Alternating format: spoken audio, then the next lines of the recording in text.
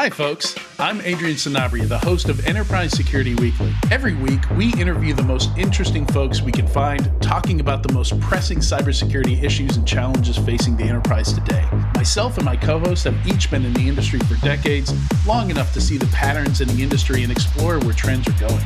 In addition to enterprise challenges, we also follow the vendor space, the most interesting security startups emerging, technology and product trends, all of the most interesting funding and acquisition announcements. Finally, we love to discuss the latest trends in tech and how they'll impact cybersecurity. If you're wondering how the latest in AI, quantum computing, cloud, and DevOps is going to impact security a few years down the road, you should follow the Enterprise Security Weekly podcast.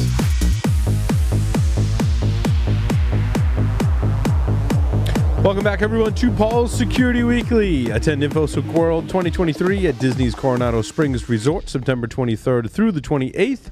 Listeners receive a 20% discount when registering using the code ISW23-SecWeek20 at securityweekly.com/InfoSecWorld 2023.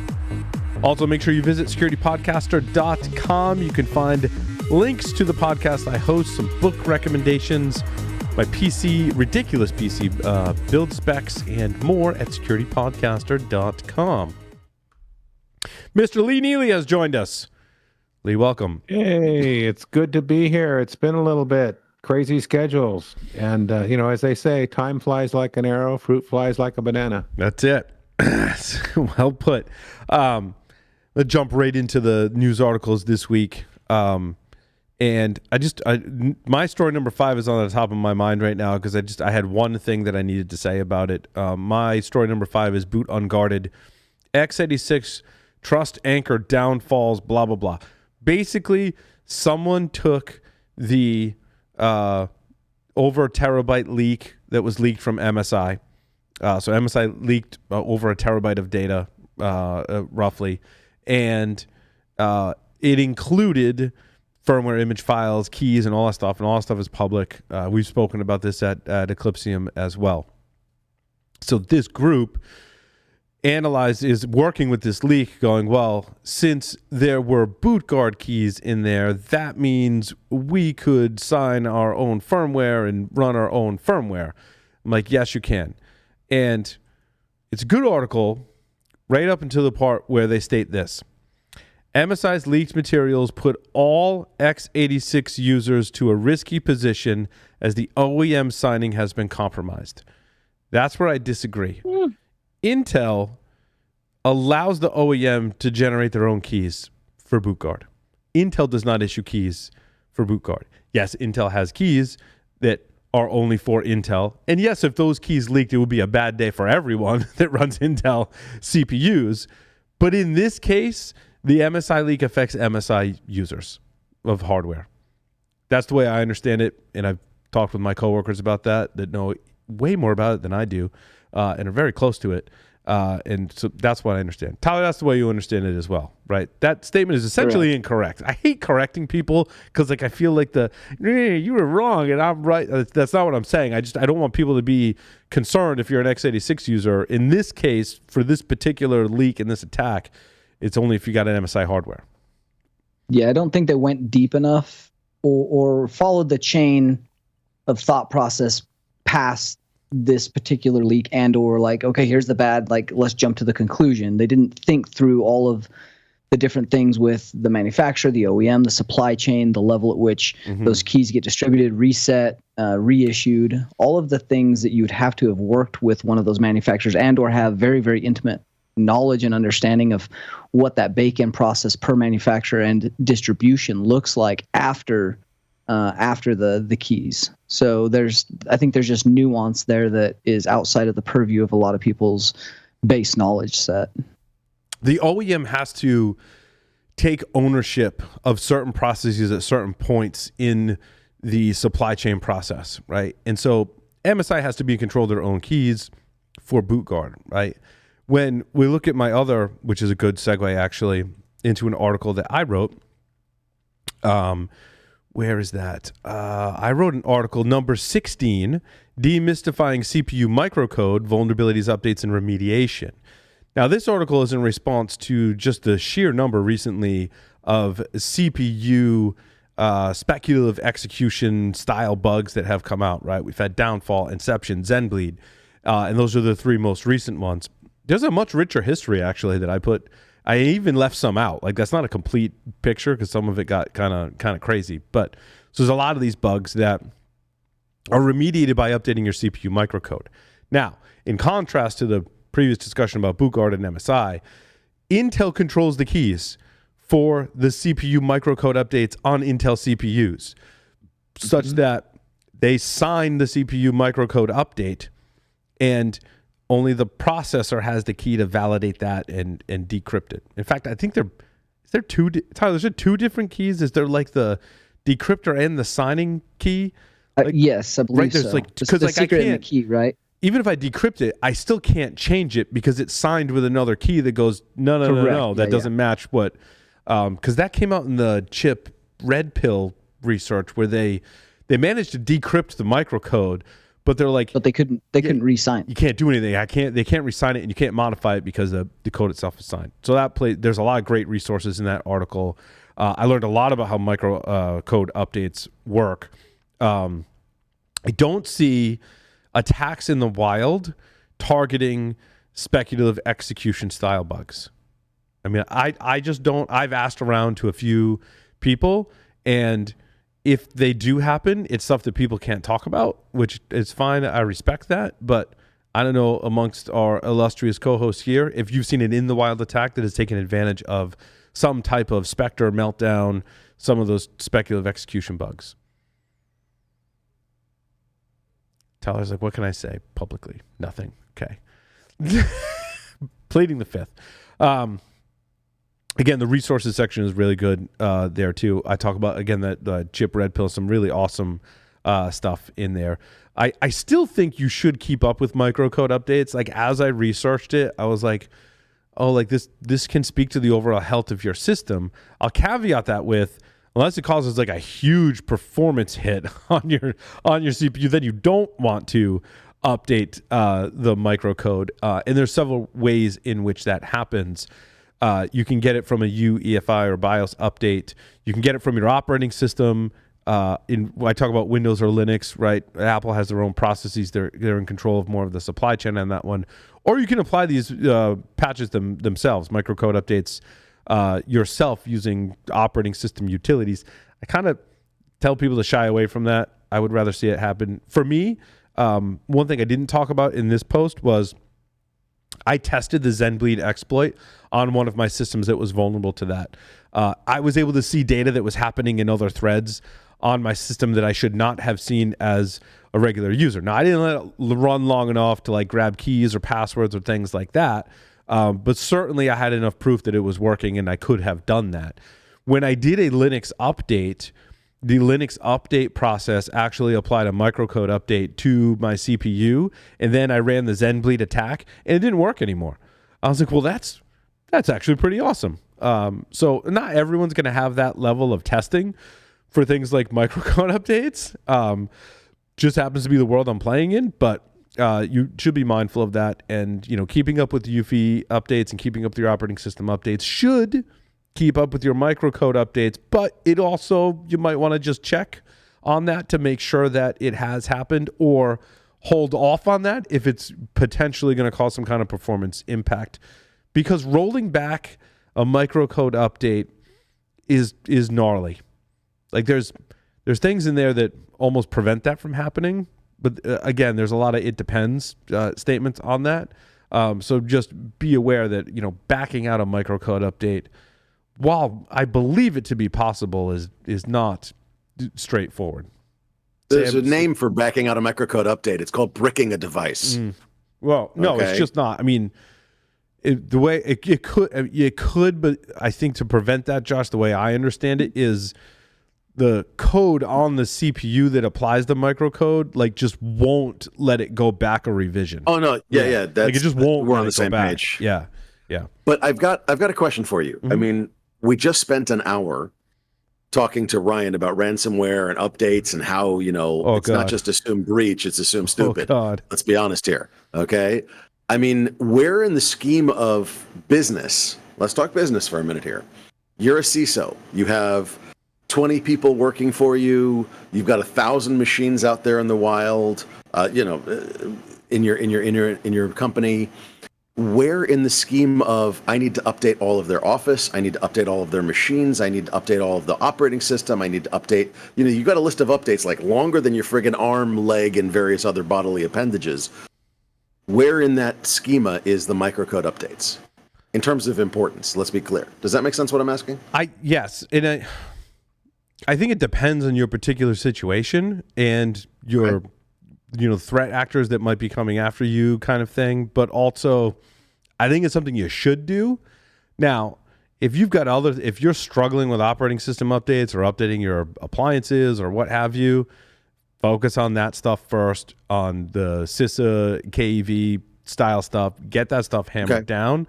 But also, keep in mind during your operational procedures, applying a microcode update is a good thing to do. Should it be something you got to drop everything and do tomorrow? Probably not, based on how few attacks in the wild, if any, that I've seen. However, I don't want you to get too far behind on it, because I agree. But when that comes to fruition, but it also depends on who you are. If you're a hyperscaler or a cloud company, you have to pay attention to this, because you are going to be under attack from these, because it might let people jump around within the cloud, right? Within that environment. That's a really good point. Can I do something rude and say, Tyler, I'd love to get your opinion on that, on the importance, on the prioritization as well. Again, I think this is extremely accurate when we go to what is your vertical and what clients or clientele are relying on your ability to secure. If we're talking about cloud, we're talking about the hypervisor level, then at that point, yeah, your most important thing is to ensure that the hypervisor does not have the ability to get broken out of and or taken over, where there may be more critical data than what you actually house on your own stuff. That's a priority.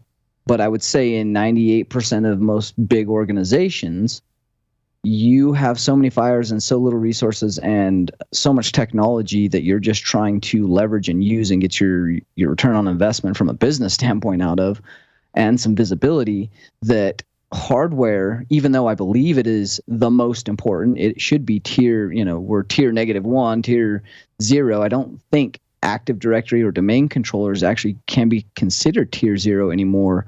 In fact, I don't even think hardware I would consider a tier 0. I would put that like -2 or 3, but that's an incorrect moniker because of how that's being used. But we talk about hypervisor and what Active Directory or domain controllers live on. That lives on VMware. That's a hypervisor. We need to be securing the hypervisor, the SaaS applications, the cloud applications, and then we need to look at maintaining and ensuring that the hardware that those run on is then secure. But if the hardware that those run on becomes compromised, then there's easy ways to get to that compromise from things like the MSI leak or signed keys. Then at that point, all the other security controls you have in your environment, they don't mean anything. And so your security spend and ROI have all went out the door because you failed to secure the one single thing that is the lowest level tier as a starting point. So it's kind of a catch-22 and a chicken and egg problem, where you have to secure the hardware, but you also have to prioritize the other things. So there's no good answer to this right now, and not enough people are putting emphasis on the hardware. There will come a point in which ransomware groups begin to leverage this and gain that low level, and we will never get them out. And that becomes a security massive capital expenditure that the companies are going to have to undertake in order to ensure the integrity of their data. Yeah, and I think you got to separate the CPU microcode and speculative execution from your UEFI and other firmware that might be on there. I think that's a different risk level, different conversation from the firmware level of your network devices and appliances. That's another conversation. Like, there's threat actors going after those devices actively today, kind of deal. But then I want to circle back and go back to CPU hardware speculative execution attacks. If your company is responsible for making a product that the person buying that physically owns it, you have to pay attention to these, right? Especially if monetarily your company relies on that. For example, if you make a gaming console like Microsoft or Sony with the PlayStation, the consumer has that device And if they may use these attacks in order to circumvent controls you have on there that totally hit your bottom line, then you gotta pay attention to those. So can that microcode update just be included with like a Windows update to where the end user doesn't have to think about it? Correct. In fact, in many cases it is. Yeah, which is, I mean, that's the way it should be, right? But I mean, again, that varies. Which operating system you're running, Sam, right? Which hardware do you have? Is it still supported? That kind of thing. But it will come down in Microsoft update, especially for the Surface platform. Microsoft runs, controls the hardware too. Well, that's good then. I do one other one that I want to make sure that we cover, because I did a lot of work this week on it, and I think some people had some questions on it, and that's the Apple Bluetooth low energy spam. Has everyone seen this attack? If you're at DEF CON, you might have actually seen this attack happening in the wild. If you have an Apple device and you saw that screen that pops up that asks for a connection request from Apple AirPods and AirTag and Apple TV, turns out that's just a Bluetooth BLE message that's sent out over the air. And if you're within range, your phone receives that message. They're not authenticated in any way. You can get that screen to pop up. Ask me how I know this. Larry was at DEF CON. He was like, that was weird. And then we started digging into, how did they do that? So articles were published. GitHub repos were created. Code was written for various platforms, including for the Flipper Zero. Now, I'll tell everyone a little tip. There's a shortcut. Now, I have the luxury of having two of these. And one of the reasons I have two is so I can experiment with firmware without messing up my other one. So this one, I tend to keep more stable-ish kind of firmware on here and keep it in this case with the Wi-Fi dev module on it, which has Marauder on that Wi-Fi attack platform for ESP32, and is unleashed firmware on the Flipper itself. This one, however, is kind of like my tinkering kind of thing. So there's another firmware out there called Rogue Master, which is based on Unleashed. And Rogue Master is even more kind of bleeding edge stuff. So the latest version of Rogue Master includes the application that modifies the code that drives your Bluetooth chip on the Flipper that can send the messages to Apple devices. So I just go here on my menu, I go into apps, I go into Bluetooth, Apple BLE spam, and I even have one that's a random action. So I can do AirPods Pro, Beats Solo 3, and I just push start and it sends those messages, and I mess with my family and my kids' friends at home. And I make who's got an Apple TV? And I make it pop up. So that's pretty cool. Now, in the press, it's touted as, well, the Flipper Zero can send Apple BLE spam. Flipper Zero is just a convenience for this attack. It has nothing to do with a Flipper Zero. You only need a device that can send Bluetooth low energy messages or packets on the network with a certain payload on them, right? That's all it needs to do. Kind of just want to wear a watch all the time that does this to piss off all my iOS friends. So if you had a watch that had an ESP... Is this the new D-author? This is the new D-author. Well, it's not... Well, I'll get to that. But so if you had an ESP32, there's a port. I haven't tested the ESP32, but there is code out there that you can make this run an ESP32. So very inexpensive, wireless chipset can do that. Now, you can also, because it was so easy on the Flipper, I'm I need to challenge myself. I'm that was too easy. All I did, I updated firmware, right? So I downloaded a TGZ file, and then I went into QFlipper and I said install from file, and it flashed the firmware on my Flipper, and then I went in the menu and I was doing the attack. I was that's way too easy. So I got a Raspberry Pi and I put Kali Linux on the Raspberry Pi, and I bought an $18 Bluetooth adapter. This does Bluetooth 5.1. It's a, how do you say that? ZEX-MTE. It's one of those devices. It was $18 on Amazon. And I got this happens to be a Raspberry Pi 3,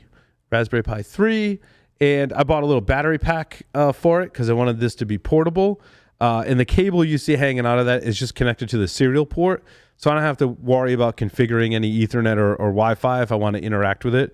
So I've just got it connected here to my laptop, and I'm just a serial console, edit config.txt, UART underscore enable equals 1, and your config.txt will enable that. So I have a serial console on it, and then you got to do some git cloning of the repo for the Apple BLE spam and install a whole bunch of software and stuff like that. And then you've got a bunch of Python scripts that essentially tell your Bluetooth radio to send those messages to Apple devices. And this works. One of our production folks was making the corner in here and was like, hey, do you have Apple AirPods that are looking to connect? And I'm like, no, I use the Google ones. He's like, well, it's asking me to connect. I'm like, oh yeah, I forgot it's running on this device. and it spammed him when he was rounding the corner. So you get better range, obviously, with the external adapter with external antennas. I probably get better range if I fiddled with it or got larger antennas too.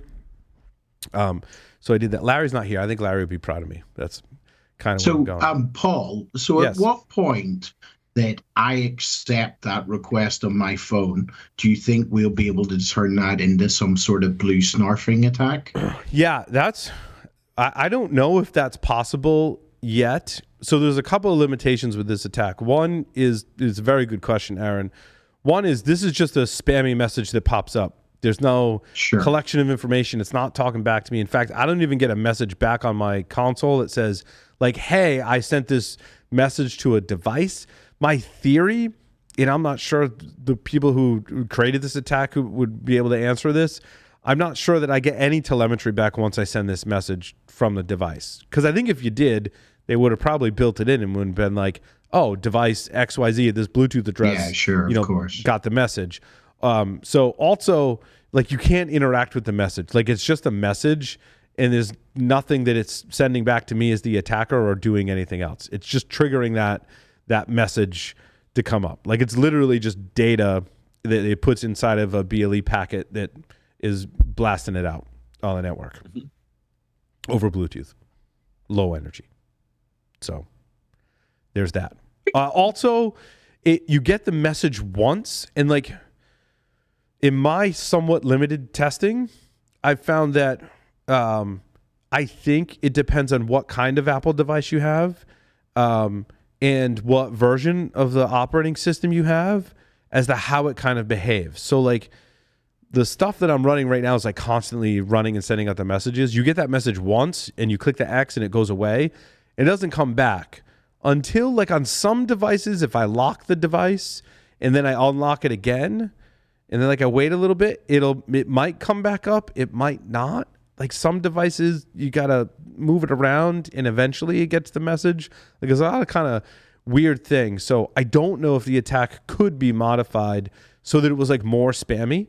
Also, the device that you choose, it also has the descriptions have different like ranges and like levels of spamminess, right? Like how often it might come back up, kind of thing. So I think I love that expression, spamminess. Levels of spamminess. But I think that would be good if you could run a script and you have it going from sort of Apple to Beats to something like that. Maybe that might start confusing things. The Flipper app has a like a random one. So it will, where did it go? So if you go in here, I should have done the screen share. So you can do a random action or random pair.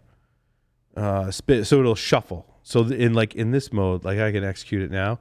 So like now it's just going like randomly through the list and just sending it out randomly, which is kind of neat. That's one thing that, I mean, you could write a shell script that I did that in the Linux version, but it's one thing they did on the Flipper.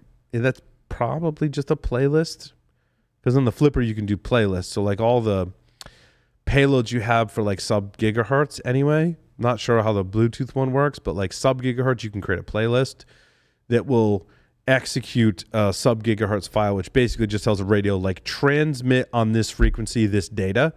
And you can do that once, but if you create a playlist, it'll just run through all of them and go transmit this and this, and this. So like there's like I have stuff I haven't released on the Flipper that I've been creating for myself. So I've got a lot of GitHub repos that I download the like sub-gigahertz files from, and they also come with playlists, and there's like a whole grouping of them that are for sex toys, and then there's a playlist that just runs through all of the ones for sex toys, and they're called like funny names. I don't remember what that one is called. He just casually mentions this whole directory of things he's got for sex toys, and nobody says anything. I'm so disappointed in you all. I forget what it's called. That it's like I've seen too much of the internet this week. It's like there'd obviously be men or women just collapsing, like at the grocery store or something like that. I mean, it could be. Hold on, is it in this folder? I just. Oh yeah, hold on. Playlist. No, I don't remember what it's called. It was called some funny name, and I don't remember what it was. You can use your imagination. How did you know what the gigahertz ranges of the sex toys were? So someone else figured that out and put it in like a GitHub and put it in a GitHub repo. So I mean, you can do that with like a HackRF, or you can do it with the flipper itself and basically just collect the transmissions from that, figure out what they do. You can use an RTLSDR, right, Tyler, to also do some of that, to like collect the radio, the RF transmissions, and then replay them back, be able to replay them back. Yeah. So someone else did that. I was just collecting them from various sources, and I have them all on my flipper. And at some point, I'll share with everyone how I do that. Thank you. Yes. Because there's also some shenanigans. One reason why I'm not sure I want to, because like there's playlists in there like for CVS, for example. So you can make all the customer assistance things go off at once in like a Lowe's or a CVS. And like, don't do that. Don't do that. That's just, yeah. Anyway. Well, that leads naturally to my story number 10 that you mentioned in the introduction, where the police are using Bluetooth Low Energy for their body cams, and you can pick it up and just track the police around the city. So it seems like it's... So was this your talk at DEF CON? Oh, no. I didn't do it.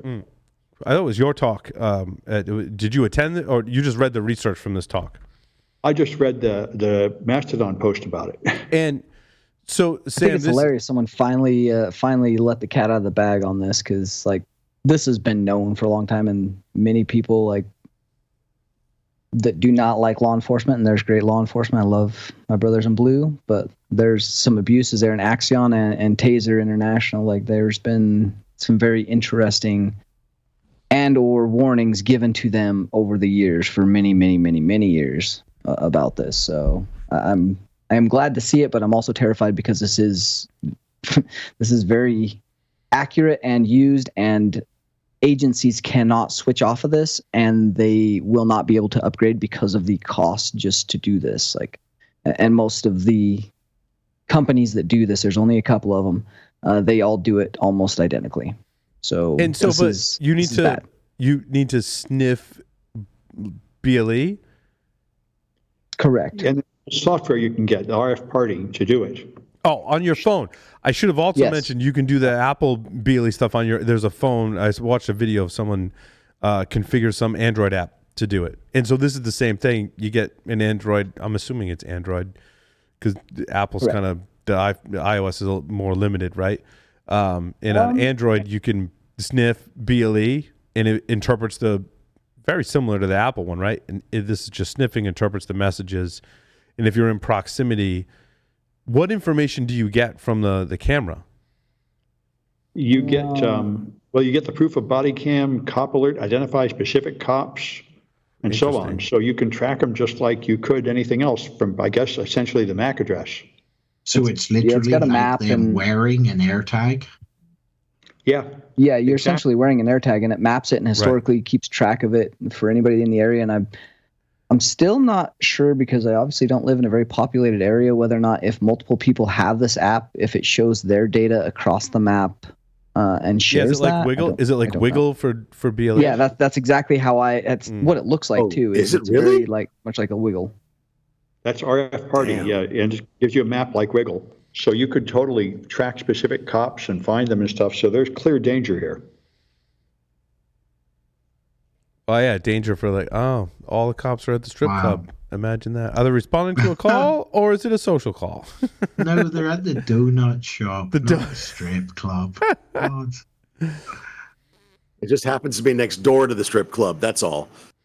Again, it could be a legitimate call. Well, I mean, I respect I respect law enforcement wholeheartedly, but could also be a social call. That's why they say America is one of the greatest countries in the world, because the strip clubs are beside the donut shops. Yeah, that's just. The app's not just finding the body cams and or Axiom. It's doing some of that, but it's finding a lot of BLE. Like I can click on my map right now and I see there's a couple apples nearby. I get the MAC address. I get the vendor ID. I get when it was seen. I can drill down into the base 64 of the packets, how many packets it's seen. You can get pretty granular with the app itself, and it's not just the body cam. So I've been seeing what else is tracking, and I'm still not like I have an RFID like sniffer that I run quite frequently. This just kind of adds a map overlay and allows you to organize it a little bit. The interface is a little bit buggy, to be honest. It needs a little refinement, but it needs to be on the Flipper platform. Like and then it's not real until it's on the Flipper platform. I feel like the Flipper is like, it's almost like the new Metasploit in a sense that companies wouldn't respond to a vulnerability until there was an exploit in Metasploit.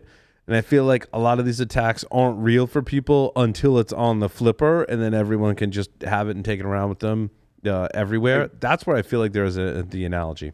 You know, I got bad news for you. Because you could stalk people on their MAC address, the MAC switched to randomizing the MAC address on the interface. So why doesn't Bluetooth Low Energy just randomize its identifier every time you reboot or something? It seems like that would be a simple fix. Because then every time I go to connect every time I go to connect my headphones, they don't connect. Right. It would break the pairing history, Sam. Yeah, I mean, right. Another thing that people just aren't thinking about from a Bluetooth standpoint is there's some research I've been looking into around the resetting and or getting access to things like UDM for Ubiquity or cameras that leverage the reset and Bluetooth pairing for initial setup and then gaining access to those. Right. Like, we don't realize all of the things leveraging Bluetooth Low Energy and the data or services from the back end side of setup to make it convenient for the end user. Think about your Roku. Think about your remote within proximity. Think about your Find My.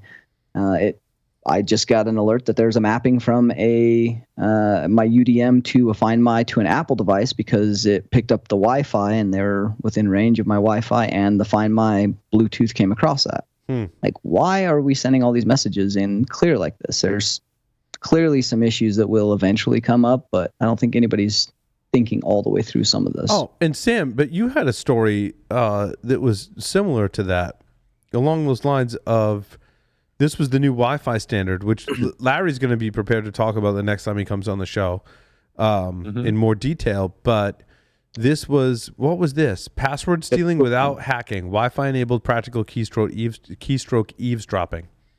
Yeah, Wi-Fi. This is there's apparently a new feature in the latest Wi-Fi called beamforming feedback information, which I think helps it do this geographic separation of channels.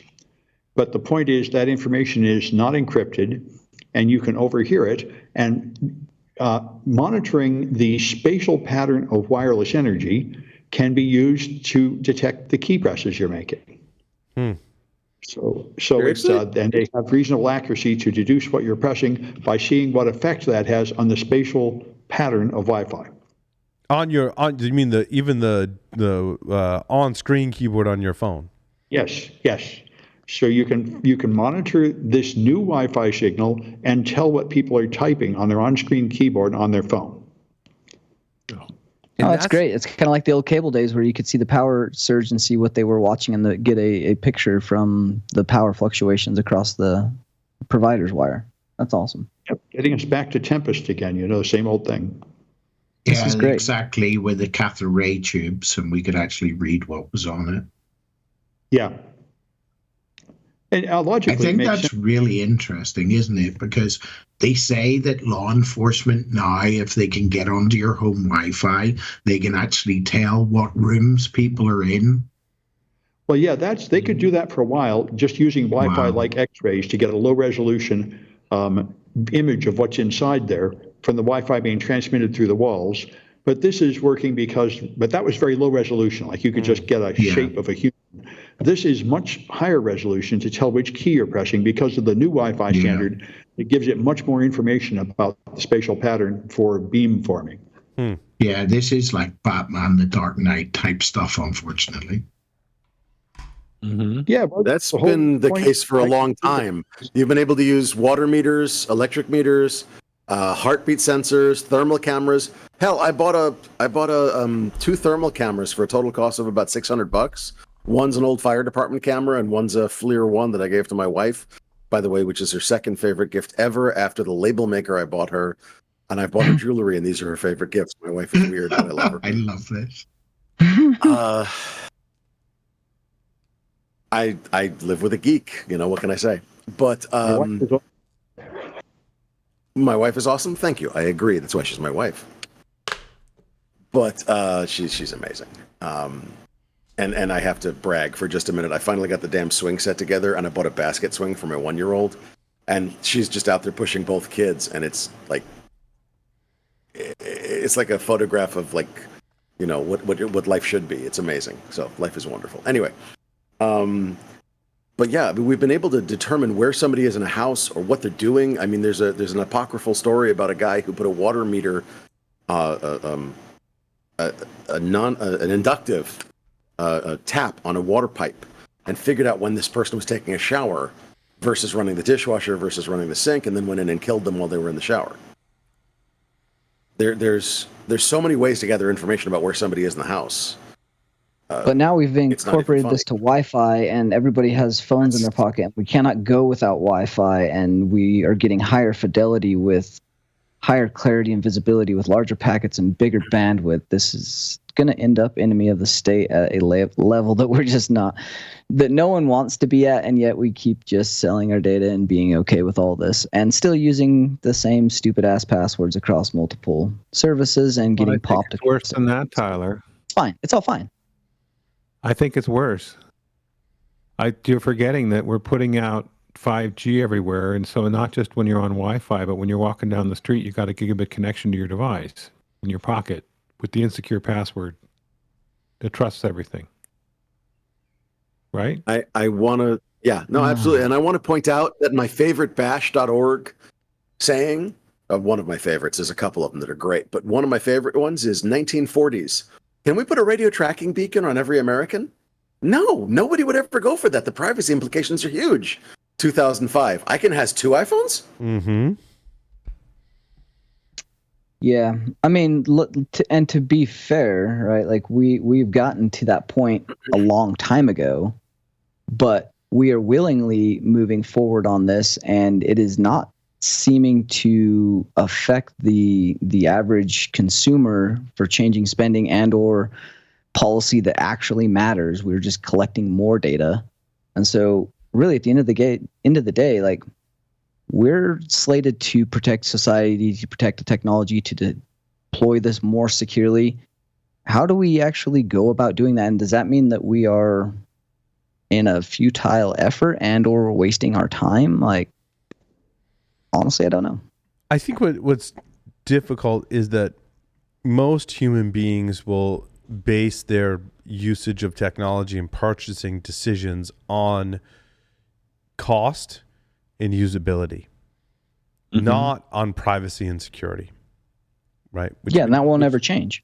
And right. Not when we're a capitalist. Like, even globally, that will never change.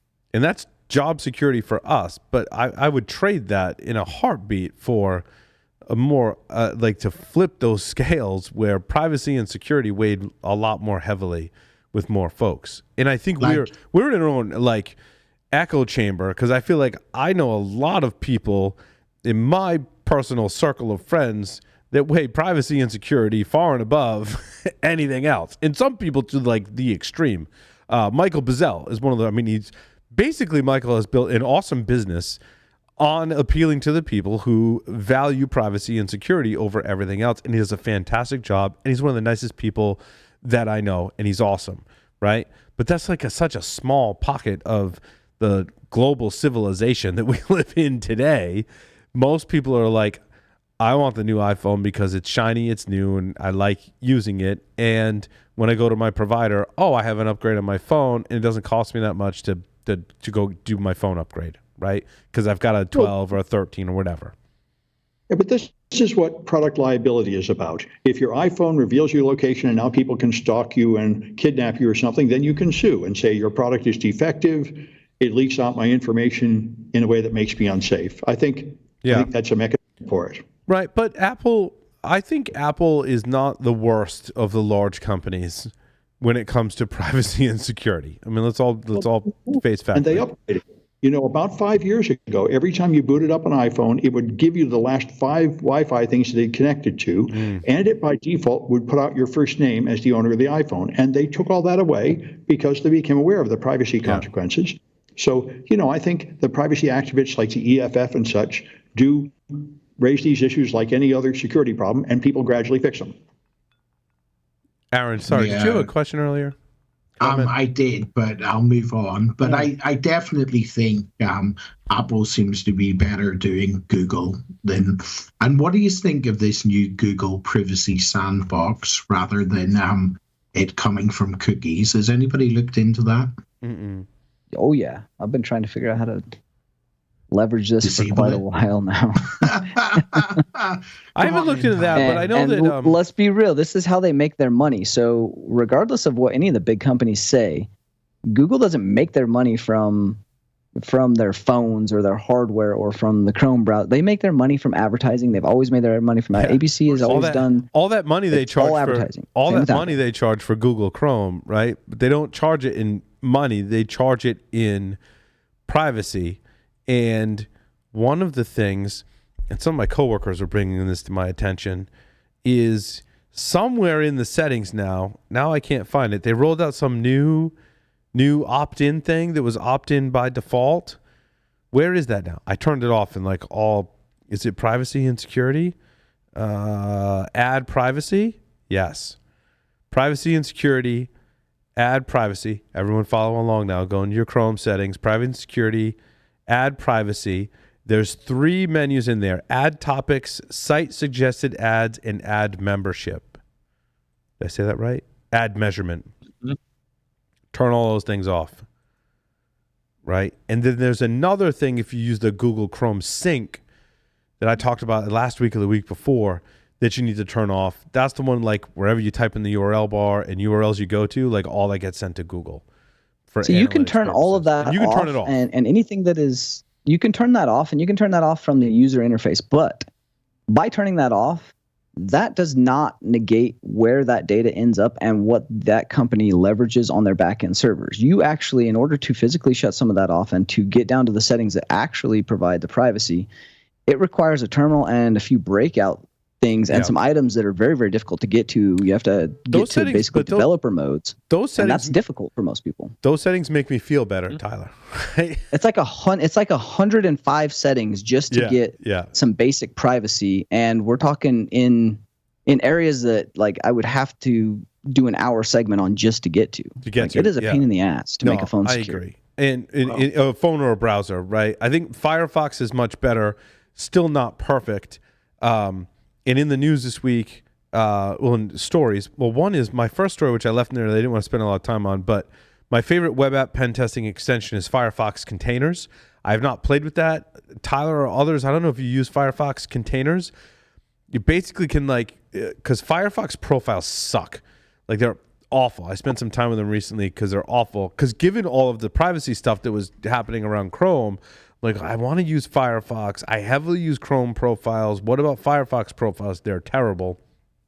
So when I saw this, I'm like, oh, this is really cool. Now, this post was written also for something we might, us on the show and listening might need, is that during bug bounty testing or a web app pen test, you might need different browser instances, and it's easier to configure these in containers. So it's basically like Firefox profiles, but an extension that implements them in a container, which gives you a different browser instance. So I've not played with it yet. I thought it was really cool.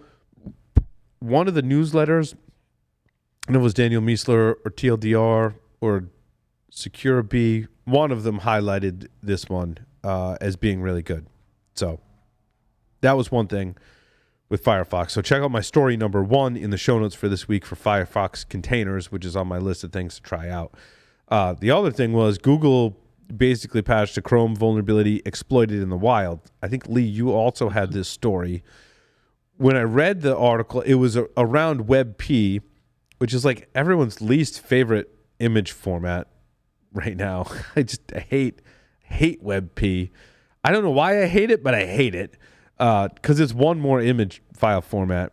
But it looks like this was more of a supply chain issue because Firefox also fixed a bug in their handling of WebP. So now you got Chrome and Firefox fixing bugs in WebP, but neither company, Mozilla or Google, coming out and saying like exactly why. This bug was reported by Apple's SEER, which I think of SEER training in the military when I hear that, which is the like if you're captured by the enemy kind of training that the military has. Is SEER, isn't that SEER training? Survival, escape. Yeah. What is it? Yeah. What does it stand for? Evasion. That's for the physical side. Survive. Interrogation. Surviving interrogation is the training in the military called SEER training. Evasion. Something. And so there's people screaming at us what that is, who probably went through it and was probably awful. And I thank you all for your service for protecting our great country, right?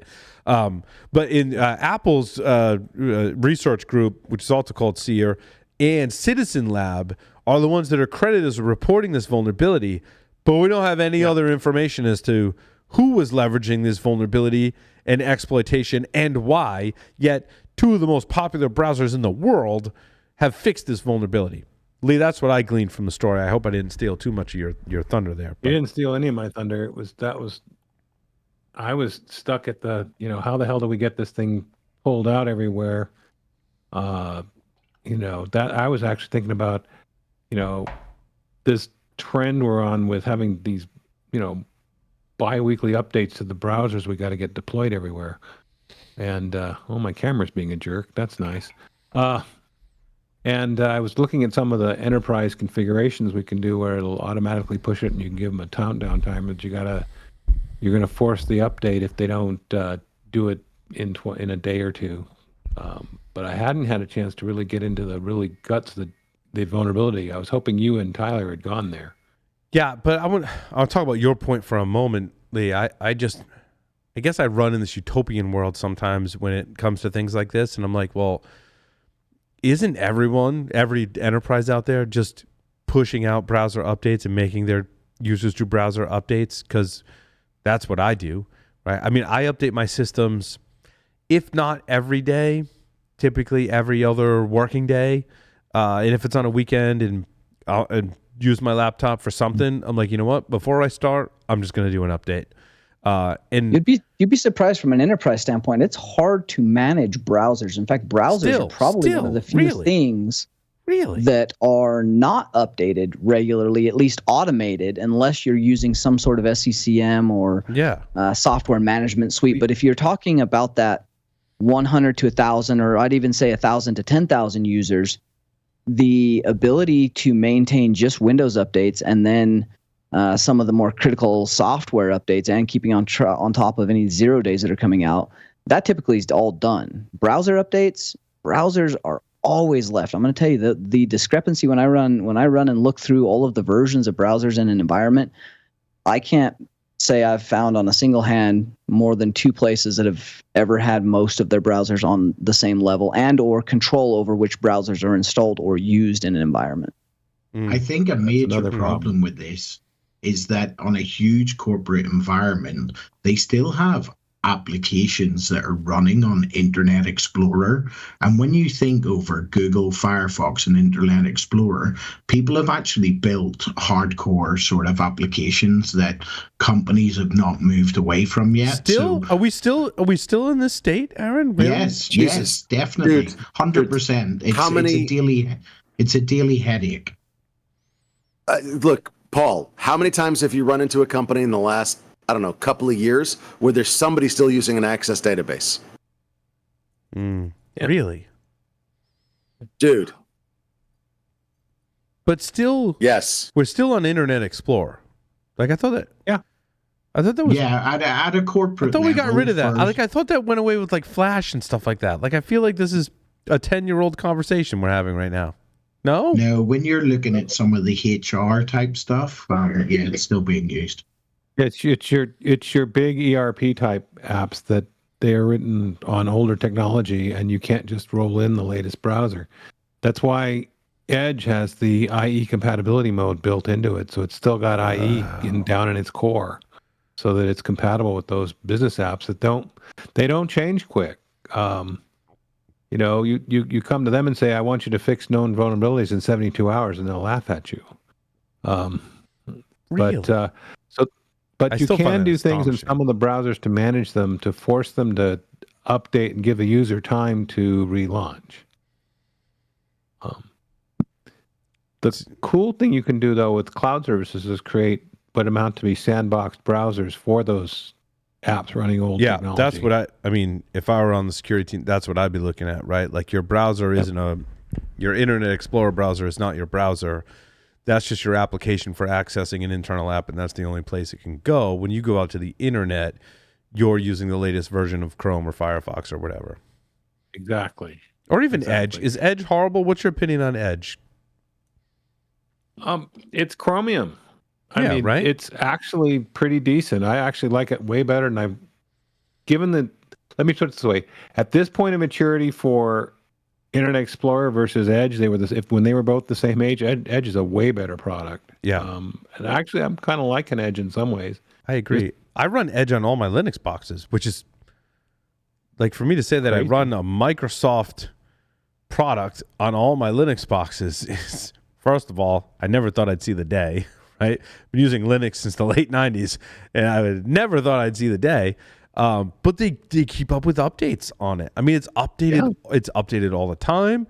And when I access, what are they calling it now? Is it Microsoft 365? What is the name for 365 now? Microsoft. Wait, what do you want? You want Microsoft for Microsoft Identity, Microsoft Defender for Identity, Microsoft 365, Office 365. Is it Entra? Microsoft Identity for some Defender. Of it is Entra now. It's not Azure AD. It's Entra is the new dashboard that is all-encompassing of Defender for Identity, M365. That was all of the old suite for your ATP, ATD. All that's all migrated into Entra now. Is it? Do we call it Office 365 still, or no? It's Microsoft 365 now. Microsoft 365. But there's a product SKU tied to Office, tied to Microsoft O365, which is a separate product from Microsoft 365 or M365, which is the business E5 licenses and Office 365 gives you more things. No. M365 gives you a business enterprise license of Windows. Yeah, Office 365 is the Office applications.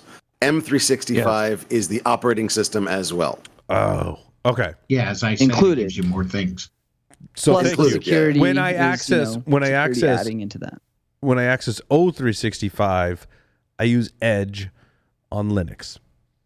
Because Microsoft browser, Microsoft Cloud application, it tends to play nice together, is my feeling. I don't know if that's really true. I could probably maybe have the same user experience using any browser on Linux, but I kind of feel like I should use a Microsoft browser to access Microsoft Cloud applications, and I'm going to have a much better time. I don't know. I don't know if there's any truth to that. Our listeners contact me if you have information on that. But why aren't we using DuckDuckGo? Oh, I tried that a while ago. I did. Oh, I tried it. No, results that are meaningful to you. So as a search engine, yes. As a search engine, I tried that. And it was bad. And then I tried Brave as a browser and a search engine, and I still use Brave. It was not good. But I just use Brave to open up a window with my security cameras at home. That's the only thing that it does. I've kind of given up I on like it the as privacy settings in Brave. Yeah, I do too. Brave has some cool stuff. Like you can do like Tor, Onion Browse, and Brave. So I keep it around as basically like a utility, not so much as a browser. Yeah. I've been playing I have with so many DuckDuckGo, browsers, I and don't even know what they're all for now. And then I just use silos, and then those silos have VPNs, and those VPNs have different silos that go through different proxies in other countries for other things. It's getting bad. Well, that's why we're looking at Firefox containers, because I feel like I'll share this tip with our listeners. I don't know how valid, but like I have different browsers for different activities, right? Brave, I said, I access my cameras, and it's got some cool utilities that I use once in a while. Firefox, I tend to use when I'm doing web app pen testing. So that's when I'm proxying stuff through it. I'm using Burp and doing all my web app pen testing. I tend to use Firefox for that. It's got some great did you see tools. Burp has Chromium as part of the package for Burp now, and it's all configured and it works out of the box. It's so nice. It saves so much time. And Chrome is my everyday browser for things, and I use the profiles for all my different Google accounts. And then Edge is where I access O365, and that's kind of how I don't know. I don't know if there's any. There's all those things just make me. It makes me feel. Yeah, it makes me feel good. I don't know if it's a better user experience or any security benefit from doing all that, but it makes me feel good. Don't forget, Brave's got a built-in Tor client if you need it. And that's why I keep Brave on. Again, I use it more like a utility. Like, if I had a Tor client, like, I have Brave. It's installed. It's updated. It's a browser that like I use and interact with. It's kind of a little engine that could. Yeah, it's a cool offering. It's got some niche stuff to it, but I can't fault them. I mean, the fact that it's using DuckDuckGo by default is not Brave's fault. It's right. And actually, I think DuckDuckGo is getting better, but that doesn't mean you don't cross-check with other search engines. It just means your mileage may vary, right? Use what works for you. I think DuckDuckGo uses Google results. Is that true? Mm-hmm. Whereas the Brave built-in search engine, Brave's search engine, does not. That's the way I understood it. That information might be dated, but in any case, enough about browsers. That's lighthearted thing. Let's talk about how to open a safe, because you guys get a kick out of this, right? Oh yeah, that's your number 5. Magnet. So my story number 4. It was a really, I thought hardware reverse engineering in my article number 4. I thought was friggin' awesome. So they use a logic analyzer to figure out which pins that are talking between the keypad and the servo on a safe are sending the messages to transmit the unlock codes to make the servo open. That was really cool. Now, those who've been doing hardware reverse engineering are probably like really bored with this article, but I thought it was really cool. And the person created a little Arduino chip and put it in the form factor of a pen. So if you pop the keypad off of the front of the safe, he calls it, it's pen testing. So I put it in the form factor of a pen, which I thought was great. And it has the 2 contacts that you touch, the 2 contacts on the back of the connector. And basically the gist of his security research that he figured out was if you transmit messages without the manufacturer unlock code, which you would think there's some manufacturer coded message that was being sent in all the messages. And then with that message, you could say, this is my new unlock code. He said, well, what if I just don't send that manufacturer message or whatever that other message was? Well, it turns out you don't need that message. You can just tell the microcontroller, here's a new unlock code. So it's basically like logging into a web interface with no password, right? If you put a password in, it's going to try and validate it. But if you log in with no password, it's going to go, oh, you should just be logged in. Same thing with this safe. So he figured out he could just rewrite the unlock code and then transmit it in a little microcontroller that he built. You touch those 2 pins and it sends over that wire the unlock code, the new unlock code. I'm setting a new one and then I'm transmitting it. And so I thought that was pretty awesome. My experience though with these low end safes that you get at Harbor Freight, my son bought one, and when he bought it and set it up, I took out my lock picks and I had my tensioner and my rake and put my tensioner in, and I ran my rake through 2.5 times and the lock opened. Like, Whoops. Like I didn't even, like I was really like just getting warmed up with the rake and the lock opened.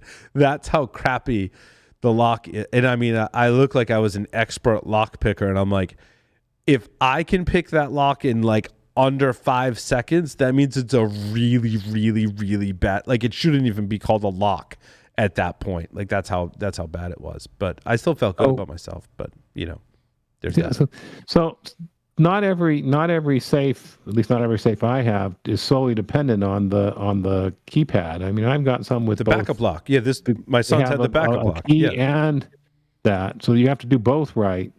Right. And yeah, you can pick around security key. I get that, but it raises the bar over just getting the code right.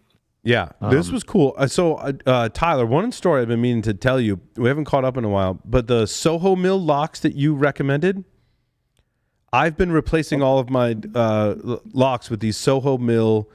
Josh, I think you like these too. Yep. They're silver, they feel like they're stainless steel. They're really well made, really good locks, and it has the battery operated keypad on them. And so I was having some work done on my house. One of the things my contractor was doing was replacing one of my shed doors with a regular like swing open door with a regular doorknob. And I'm like, I'll take care of buying all the hardware for the locks. I'm like, I'll do the installation because I'm going to buy this electronic one. And I'm like, you got to program it and I'll just do it. It's fine. So I put it on last night, and today he asked to open it, so I opened it for him because my compressor was in there and he wanted to use my compressor. I'm like, that's fine. So I left it open, but someone had shut it during the day. So on my security camera, while I'm on a call this morning, I see the contractors, and they're trying to bypass the lock.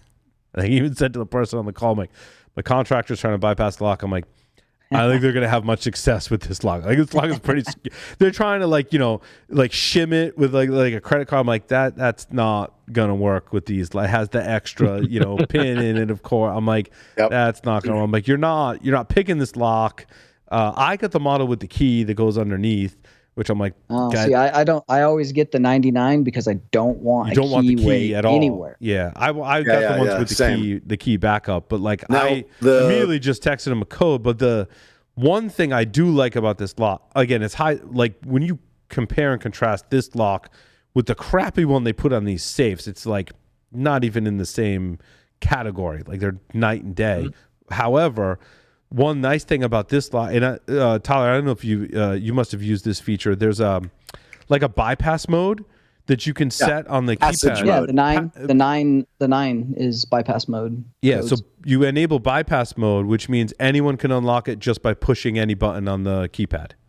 Right. The hard part with that is you have to have people that know. You have to basically tell people. You have to push a button, hear the beep, turn it while it's beeping. Right. Okay, right. Which is fine. Like it keeps people out that don't know that, but it's also like if you just want your door to be open for people to come in, like your grandma's coming over and she doesn't know how to use your keypad, like yes. It's a little bit of extra work. That is the one downside. Right. They also give you a little plastic shim that you can put in the lock, which holds the latch in place. Like if you're having a party and people need to come in and out of that door, I've put the plastic lock. I found the problem with that though is if someone I haven't seen that. Yeah, it comes with the Soho Mill stuff. It's mine did not come with that. It's a little plastic shim. I mean, you could probably buy one or make one, right? And you just stuff it in there and it holds the latch in place. But the problem is if the door kind of slams at any like velocity over a certain point, the little plastic thing pops out. And then no one can get because no one knows the code. So if I really want to get into that door, why am I not shoulder surfing you or putting a little camera up to see that keypad entry? I mean, you could. I mean, so what's for a house, right? Like my kids can never leave the door unlocked, and there's no shoulder surfing me into my own house. Like if you're following me, that's probably a problem. Like I set up a little camera outside your house. What's stopping me? Yeah, I really like your house, by the way, Tyler, and I really want to come in. You've been supposed to come see me for like a year or two now, but let's not go there. We started with that. The other nice thing, like as part of the code, in fact, I started doing this just for OPSEC and for practice, right? For some other stuff I was working on, but as part of this, you can actually punch in multiple numbers prior to putting in your code, as long as your code is at the very end, correct. You can do Correct. 20 numbers or 7 numbers, and the last 4 are your actual code, and it will accept it. It's called the deception mode, so no one can sit there and watch it, trying to keep track of those first 5 numbers or first 4 numbers. You get to the last 4, and that's the very end of it. I found that by accident. I found that by accident, Tyler. Just like trying stuff, I'm like, oh no, I messed that up. But I'm like, I wonder if I just like keep going, and as long as I enter the right code, like as long as the right code is entered as the last thing you enter before you push pound on the keypad, it's fine. And I found that like by accident. I was like, oh. That's so really what's cool. actually better, having an actual keypad that you have where you're putting the numbers in, or having your phone send the code to it and it opening via your phone? Yeah, I hate I like these locks because they don't have the smart technology in them, Aaron. Yeah. Exactly. Right. No API, no internet. I've had ones with Zigbee and Z-Wave, and I'm it ends like, so you just. And the other thing is like you have to have something your wife's going to use, right? Like this is the problem with us tech people is like I could make all these security things and have multiple access points with MFA to only allow your phone, MDM, the whole 9 yards. Your kids have to be able to use it. Your wife has to be able to use it. And it has to be easy so when you're traveling, it doesn't break and she can still fix things. These are the kind of balances in which you have to make a business risk decision, even at home for us. And this is the one that made sense. There's no key. My door always remains locked. The kids can't forget to lock it. It's always a locked door. And there's no way to bypass it from a technological standpoint because it doesn't have any smart tech in it. Right. So and the battery life, all the boxes. The battery life is really good on these Soho Mill locks. Dude, I wish they made a deadbolt, because some of the deadbolts that I've had, the battery life is just atrocious because in the deadbolt, the servo is using the battery power in many models to engage the deadbolt and disengage the deadbolt. And so, but that much power in the motor drains the batteries such that it was like they were always running out of batteries. So I replaced my front door with a Schlage lock, a deadbolt, that the servo doesn't actually engage the deadbolt.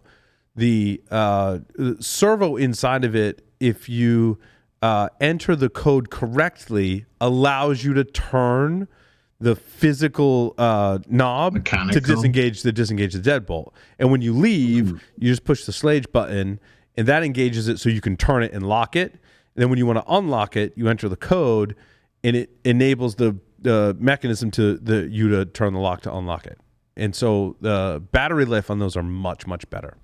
So again, Tyler, I think we're talking about usability, balancing usability and security in the context of locks for your home. I will point out 2 things for those locks. One is that if you lose the battery cover, stick a piece of cardboard in there because the batteries will flip out. Yep. And there's 2 battery covers on the because there's 4 batteries. And the second thing is Lockpicking Lawyer did a sequence on them. I'm sorry, what was that, Tyler? I was going to say that there's a special way to put that cover in so it doesn't pop off, and if you get it backwards, it'll pop off all the time. If you flip it around, I literally just lost one. It stays. Yeah, because I put one on and it popped off and it went whee, and I'm like, fuck. So I stuck a piece of cardboard in there.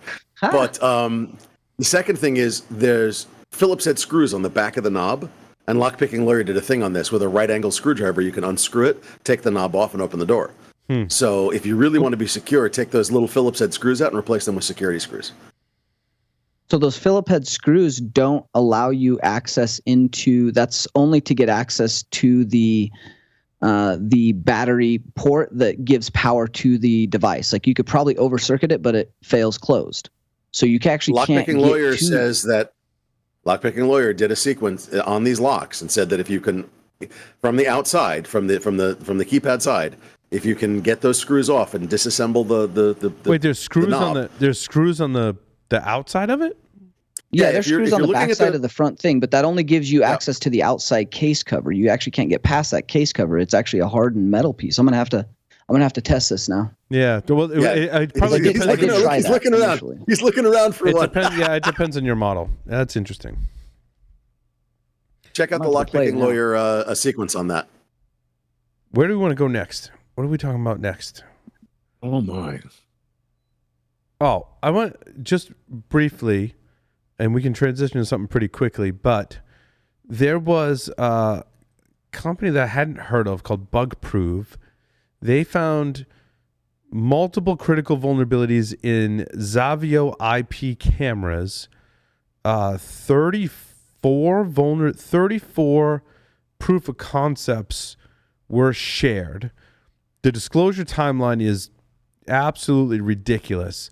But so they discovered 34 or more, 34 plus different memory corruption in and command December injection. of 2022. Yeah, so this disclosure has been going on for a long time, affecting multiple Zavio products. Zavio seems to be out of business. No security updates are expected. We strongly urge users of these devices to change them to a different model. And these are security cameras. I've never heard of them. I've never heard of them either. It looked to me like it's probably repackaged something, right, that they were doing, but it also looked to me like they were surveillance. So they say Zavio was a Chinese manufacturer and supplier of video surveillance equipment for civilian and industrial purposes. So it could have been... Somebody just dropped. Could have been, yeah, I think that was Sam that just dropped. But it could have been that it was more for industrial purposes, like these are sold through a reseller for, retail, commercial, industrial purposes, which I think as a personal consumer, like you would know right away, like, oh, I have Zavio cameras, I need to go swap those out, right? But if you're in an industrial or other kind of environment, you may go, I don't know, like the security folks access the cameras and they're put in 12 different buildings in all my different locations, and I don't know, we went out to the lowest bidder and happened to be Zavio, and I don't even really know like who the manufacturer of the cameras is. Like I deal with a reseller. Well, one of my friends is actually a reseller for the surveillance camera equipment. Does a lot with Hikvision, right? And so we have interesting conversations. Hikvision's huge. Yeah, we have a lot of conversations about supply chain. Axum, and stuff like Hikvision are used in LEO and Gov a lot. Yeah, so like I think as consumers of, I go buy like whatever surveillance camera for whatever, but in a commercial setting, there's resellers, there's installers, and then there's the buyers of this gear, and it gets installed. So you may, like the actual manufacturer of your equipment, you may be like, I don't know, I went to my approved reseller and they sold me a camera system for all dozen of my locations, but it could be Zavio. And now Zavio's out of business. And so who knows where in the supply chain, if there's installers, resellers, and manufacturers, who knows what that relationship is before you figure out, oh, I got to replace 200 different cameras and backends for all 15 of my locations. So this could be a problem. Yeah. And let's be clear, most companies just won't bother. Yeah. Most companies are like, oh, but it works, right? Like I have my security guards, they have screens, they're looking at the surveillance footage, Josh, and everything's good. Like whatever it is in the back end I don't care. This goes back to the mindset discussions we've been having for how many years now? Physical security mindset is I installed it works, leave it the hell alone. Right. Information security is we've got to check, we've got to test, we've got, pen tests. How many hey, I'm going to call on Tyler again because I always do. Tyler, physical security pen tests. How often do the physical security lag by decade or more behind the information security? Always. Yeah. Build even the most sophisticated, I'm going to say some very high-end banks and or skyscrapers and or places in the world that have good building automation, good physical security, and or there's tech. That tech is so far behind what we would consider up-to-date tech and or tooling and or management or security control of those systems. Tyler, let me ask you this though. It's horrible. How many times have you done an assessment where the surveillance system isn't owned by the business in the building? They're renting from the building, but the building manager and owner is providing the surveillance and the cameras. In fact, it's almost always the case for office I'm sitting in space. Office I'm sitting in right now, there is the owner of the building that manages the surveillance system. Now we have some of our own, but the building also has surveillance. Now I know what that is because I helped them maintain it, but because they give me cigars every now and again. I help them maintain it. But again, go to a different scenario. It's usually, right, Tyler, that building, most people don't own the building necessarily. They're just renting. And the part of that rental is, we provide 24/7 surveillance. And they're using I don't know what they're using. And it's out of scope of my pen test because I don't own the gear. The building manager owns the gear.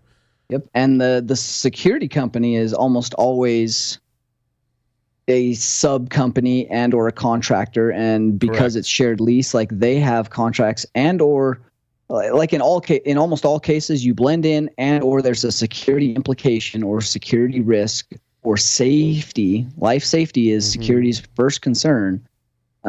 Almost always you can abuse one of those things. So stairwells is a great example. Stairwells always have an egress and you can always go from outside. So if you can tailgate in or find a parking garage access to fire escape, they always have bypasses. There's no cameras in there and there is never security with inside those, and they always have the ability to egress. Why no cameras in the stairwells though? I would think, is that just because the logistics of... if it's a multi-level stairwell, you'd need so many cameras to cover it, right? Well, there's also the fact that you want zero intrusions into the walls of the stairwell to not let smoke or fire in. There's always your firewalls, right? It's legitimately a fire container, so you can get out without fire or anything that is flammable. There's no drywall in there. There's almost always concrete. The stairs are almost always concrete and or metal. So with inside of those, that there's very rigid things around the safety and security that you can abuse. But also, if you leverage any 34 of these vulnerabilities, now you have access to remove the footage, to monitor the footage of these cameras. And again, it's out of scope maybe for your pen test, but an attacker doesn't care about scope. Like a real threat actor doesn't care about scope. So they're accessing these systems, and in this case, there's no path. You have to rip out your security camera system and put in a new one, which sucks for a lot of reasons. I mean, cabling is one. Well, I guess if you can reuse the existing cable, a lot of these systems do run over Ethernet. Tyler, I still maintain my Real Link system that you recommended, which I love, by the way. It's good. But how many of them run over an isolated set of Ethernet, say point to point, versus they're just connected up to the backbone somewhere? Or if it's not Ethernet, it's some kind of SDI or coax right to the cameras. Yeah. And is that compatible? Well, those were the days when we hooked up our CCTVs with it was coax. Yeah. And it was separate. That's all it did. Right. So now you've run that coax, and now you've got if you're buying a system that's now Ethernet, it could suck. I mean, you can reuse the same conduit or whatever, but it's a cost. All because this company went out of business and has heinous security vulnerabilities. Cisco security appliances. This is 0 day is under attack, Lee. Now, this is your story number one. From what I understood, this was largely a brute force. One of the access methods is brute force. Yeah. I think we linked to the same, Dan Gooden wrote an article. Yeah. Yeah. And there was a list of accounts that they were trying to access. And one of them was Kali as the account. Because the default in Kali Linux is username Kali, password Kali. And it seems like the brute forcer and password list they got included that. And I'm like, why are you throwing that list up against a Cisco appliance? If you've got username Kali, password Kali, and your Cisco appliance, you could have other problems. No? Probably they went to some breach site of default passwords, and that's what they're trying. They just got a database from somewhere and just grab, because there's about 15 of them that they're using. And, I could see somebody thinking security through obscurity. I'll change the default Cisco account to Kali and nobody will guess it.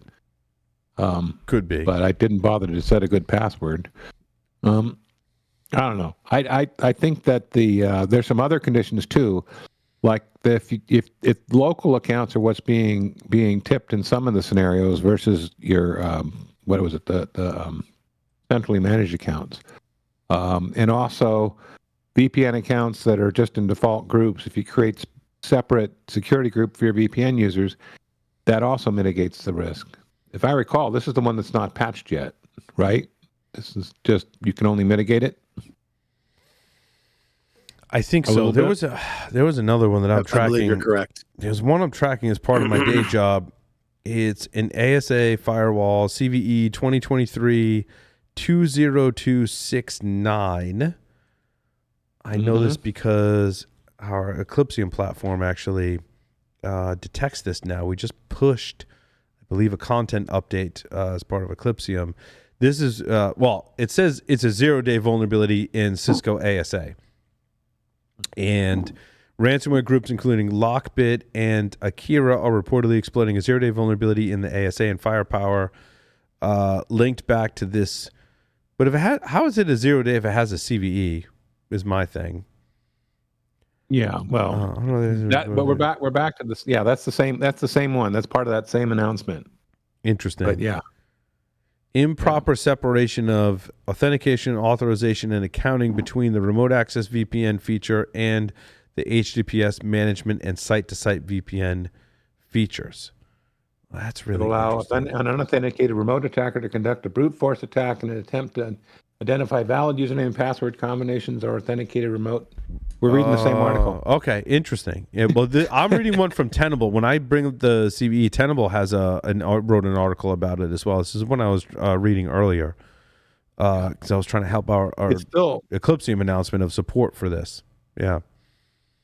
So when I was looking at it, full disclosure, Tuesday, this was one of the Sans News Bites articles I was looking at, and I was reading the Cisco bulletin, and I would tell anybody that's looking at this to read the bulletin 2 or 3 times, because there's a lot of logic gates for what applies and what are the scenarios you got to look after. Yeah. I mean, probably normal for a Cisco, but if you're stressed and not thinking clearly, you're going to make bad assumptions about what you got to do. And I think of that kind of guy because sometimes that's me. Okay, a lot of the times that's me. But it is a good article from Cisco, by the way. They do talk about what's being exploited, the default accounts, what scenarios together. It's the you need A plus B plus C. It's not a single factor that's exploitable. Regrettably. What's interesting too is as I was researching this one, and there was another one that was APT 41, like from 3 years ago, is like coming back, and there was a Citrix CVE. Mm-hmm. Also, I want to say there was also a FortiGuard one, and I'm going to talk about Eclipsium. Bear with me, I'm talking about Eclipsium for a moment. But one of the things I saw inside of our product, I was actually talking with Nate Warfield on our Eclipsium Below the Surface podcast about was that in our detection rules, we flag as like a threat detection.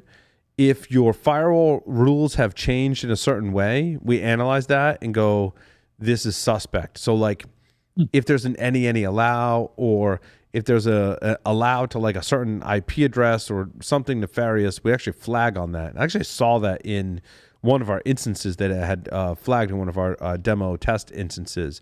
I was like, hey, what is that? I'm like, that's really cool. He's like, yeah, we actually look at the rules and can give you an indicator whether or not you're compromised based on analyzing the firewall rules. I'm like, well, that's really cool. That's above and beyond vulnerability management at that point. Like that's looking at the IOCs and going, something funky going on in one of your firewalls. Yeah. So that was pretty cool.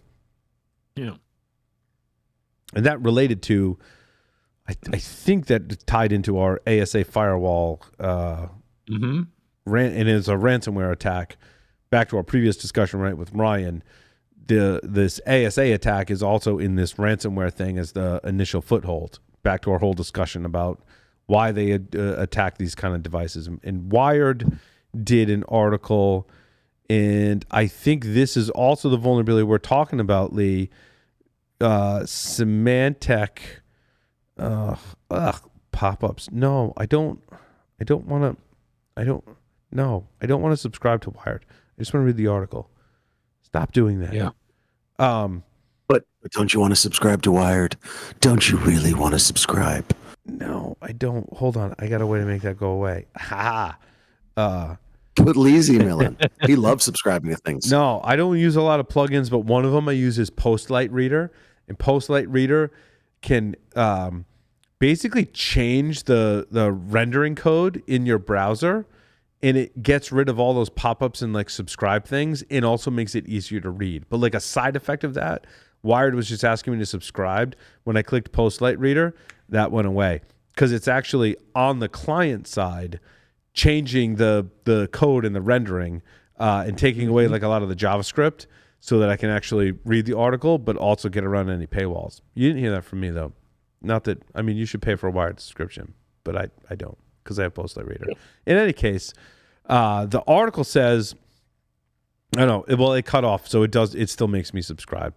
So Wired is smart to that, but it does say APT41, and Symantec was doing some research and traced it back to Redfly. Is that the campaign? Is Redfly the campaign from APT41? Is anyone tracking this? Hold on. No. Well, let me render it now. No. I don't think so, but I don't know. I wish I could load the article. Hold on. I think it's letting me do it now. Yeah. So,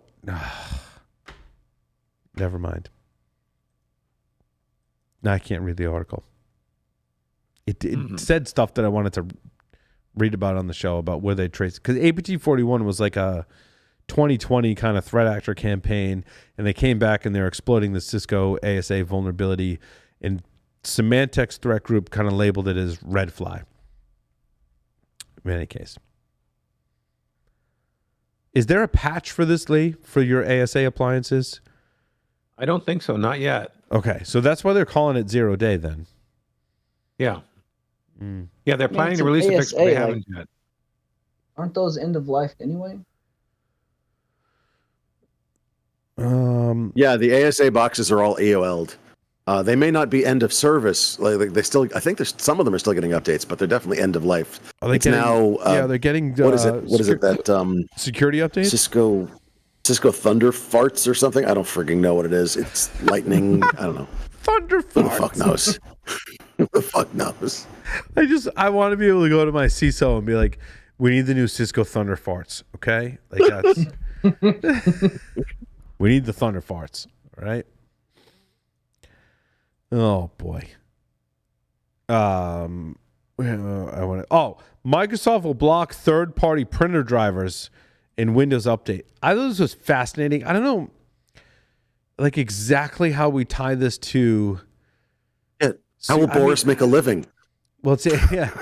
The printer thing is interesting recently. So like what's top of mind for me are the class action lawsuits against large printer manufacturers that like are basically saying like you can't sell a device to a consumer and then lock them into toner updates. Like you can't force them to purchase a toner update in order to continue to use the printer. Did I capture that? Did I say that correctly? Is that the gist of it? I think so. Like you can't use your printer unless you purchase a toner update from us. Is that what the gist of that is now? Well, I mean, HP's been doing sort of that on their inks that won't work if they don't recognize the cartridge.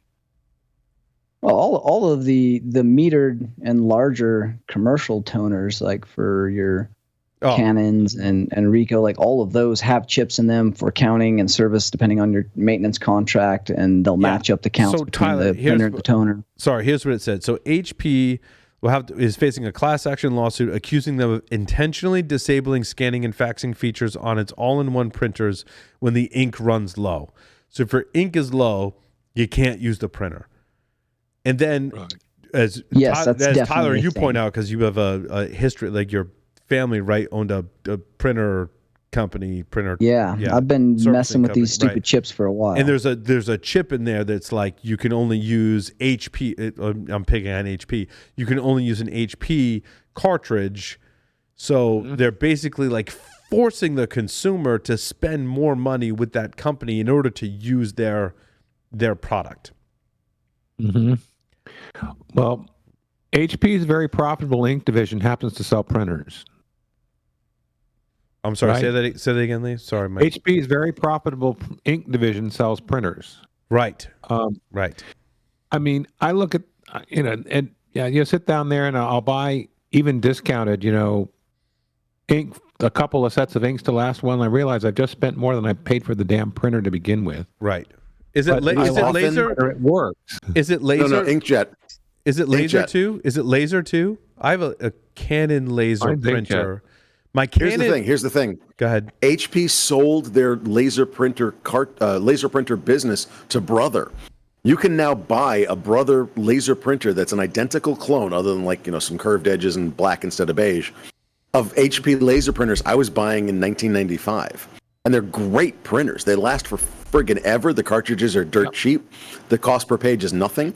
They sold off all of their last forever printer business to Brother, so they could concentrate on the, how'd you put it, Lee? The incredibly lucrative printer ink division that happens to sell printers around the ink. Yes. So I have a Canon laser printer at home, and it strongly suggests I should subscribe to Canon's service for getting replenishment cartridges, and I just ignore that. And it's like, hey, your cartridge is low, and I'm like, yeah, I don't care. I'm like, just print it, and it does print it. I think in some cases like HP, they're like, no, we're not printing that until you replace the cartridge. And I don't know how much that differs between laser and inkjet, but it's one reason why I refuse to get an inkjet printer at home. I only buy a laser printer for just that reason. I don't know if that's necessarily true today. I haven't bought a printer in a long time, but I try and maintain one printer, and I hate it because we all hate printers, and I hate my printer. And I largely print over my phone. I don't know if you guys do this at home, but if I'm forced in the rare circumstances to print something, I'm like, I just go on my phone and I bring up the document, and Canon has an app, and most of the time, some of the times, it prints in the right. Sometimes it'll be really small. Sometimes it'll be too big because printers just hate you in general, and they like to do that. But it's actually the most recent time it actually printed. I needed to print out a form for soccer, and I managed to get 2 printouts of it after I bludgeoned the printer. I'm like, no, really just go print this. I had to push buttons on the thing, and it printed 2 PC load letter? What is PC load letter, bitch? I want to load from the. You're trying to load from this tray, and this tray doesn't have paper. I'm like, just print it. And then I had to call. What the hell? You're out of blue ink. I'm printing in black and white. It's I'm low on toner card. I almost had to call Boris. I was this close. I was very close. Luckily, I didn't. No, I like being able to print directly from my mobile devices. Yeah. That's really nice. Even though it doesn't always come out right, it's cool. It saves me effort in other ways. So. Oh, and because one thing on being on Manjaro, one thing I miss from Ubuntu is there are folks at Ubuntu that really focus on making sure the printer experience is really good. And when I was running Ubuntu Linux, I was kind of impressed. I'm like, wow, I can print. This is amazing.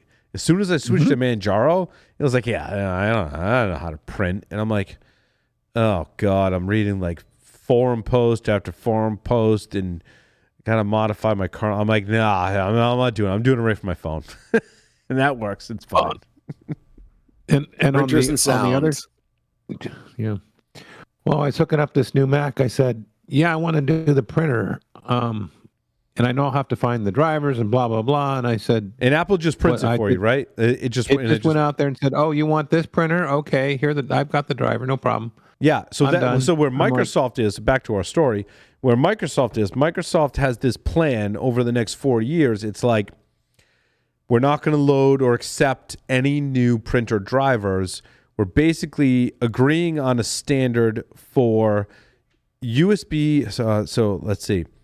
Windows 10 21H2. Windows offers inbox support for MOPRIA compliant printer devices over network and USB devices via the Microsoft IPP class driver. So natively, Microsoft is going, we're going to provide the print driver for you. You don't need to load a third-party print driver. And at some point, it's in the article, Microsoft's like, when we get a new driver request for a printer, we're going to reject all of them. Like, no one is going to be able to get new printer drivers approved on the Windows platform. Yes, users will still be able to go to, like, HP, for example's website, download the printer driver and use it, but there's not going to be a Microsoft-approved mechanism that's going to be updated through Microsoft Update, right? Or Windows Update that will do that. So I'm like, why didn't we have this before? Why do we need all this? Let's reduce our attack surface, right? Like it's freaking printing. Like there's standards that are 30 plus years old that can tell a computer how to send data to a printer to print it. Like this isn't rocket science. Why isn't it just baked in? I guess it goes back to our zip file discussion as well. Why when I use Windows, do I have to load any third-party software to compress and decompress files or to print things? I think that's a step in the right direction of reducing the attack surface. I don't know. I wonder if this is going to solve. I mean, obviously we've seen this coming from like Print Nightmare, right, and some of the other abuses via the RPC, adding a print driver. Those abuses. I wonder if we're going to see some of the corrections there, where Windows will actually run this either sandbox or as a protected process, and allow a user to or lock down the ability to load drivers again, because there's a ton of programs or places that have very large issues or have had to deploy third-party software just so that users can install a printer or gain access to a printer, or an admin has to come out and log in just to get a printer driver to load because of some of the lockdowns from Print Nightmare that came about. So I wonder if this is in response, or if this will actually fix some of those, or break many businesses that have built a business around print management and this issue that came up. I'm going to go on a limb. I'm going to go on a limb here. And Tyler, you weren't here for our discussions about compression protocols and such, but and compression methods. But I want to say I trust Microsoft to provide a more secure method and environment for compressing and decompressing files and printing than I do any other third-party vendor. Not only does that reduce my attack surface, it's more also about trust. I mean, we just covered a story where Zavio made these cameras and now they're out of business, right? I'm pretty sure Microsoft's not going to go out of business if they can take some control. And I understand I may give up some freedom from that, right? Like it's not open source software. Yes, it's a conglomerate that controls this. But I think Microsoft. But their dev pipeline and scrutiny and the what actually gets pushed, even from the development pipeline and the security pipeline, third party, right? All the way up to the posting of that, like on the wire, that binary is analyzed and done at a very, very, very sophisticated level. Correct. I trust Windows Update and Microsoft's ability to provide a secure platform for doing that than I do any other third party. And I don't want to knock any other third party, but again, these are everyday user tasks that I think should be included in the operating system.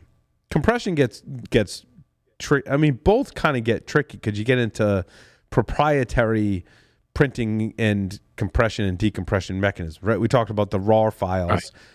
That's a proprietary algorithm. Microsoft would have to pay a licensing fee to the creators of RAR if they wanted to allow Windows users to compress files using RAR natively within Windows. Microsoft had to pay a license fee for every single Windows user. They're not going to do that. They're not going to do that, right? They're not going to do it with printing. If they had to pay HP for some proprietary printing protocol, they're not going to do that. But I don't think most users don't need that. Like natively what's in the operating system for those two operations, I think Microsoft can provide the functionality in a much more secure way than any third party, and it reduces our attack surface. It's kind of the same thing with PDF. PDFs for me fall in that same category. If you just want to read a PDF, why do you need some kind of third-party software? You shouldn't. It's standards-based. It should be securely built into the operating system. I can render a PDF within my operating system without reliance on some kind of third-party software. Now, writing that, similar to compression and decompression, right? Like decompression is one thing. Creating a compressed archive, especially of multiple files, is another thing. And how fast you can do that, or decompress it, how fast you can do that is one thing. PDFs are the same thing. If I want to edit a PDF, you always start getting these things. But these are, it's interesting how printers, compression, and PDFs have been the source of a lot of attacks. If we could consolidate that down, and I hate to say that like a commercial entity like Microsoft can do a better job of security with that than a lot of third parties, I think we should. I think we should just, for most users, build that in the operating system and call it a day. And distribute it via Windows Update. I don't know. Where do we want to go next? Really quickly. Any other stories in here that I want to make sure that we cover? Oh, I do want to go back to hardware hacking briefly. This was an older one that we I recycled from other shows that we didn't get a chance to cover, but there was a cheap radio hack that disrupted Poland's railway system. Yeah. And so the non-technical how Poland's railway system is being used today is, I think, integral to the conflict between Ukraine and Russia, right? Poland's railway system is being used to move people and equipment and supplies. So it's ripe for a target for Russia to attack this railway system. And they did. And the way that they did that was the stop command for the railway system is an unauthenticated RF transmission on 150.100 megahertz frequency that you can tell all the trains to stop. And they did this. Yeah. They also tapped into the audio system. If you read this article, kind of another ancillary story, story within a story is they played the Russian national anthem in a speech by Putin over the audio system. Was part of this article. There's speakers all along those rails. Like right? even so this is not just in Poland. This very much is applicable to U.S. railways in maybe a little bit different fashion, but very similar, including the audio and the audio going across tracks and the ability to have relays via radio and RF. Like this is all very, very standardized across locomotive industry and vertical.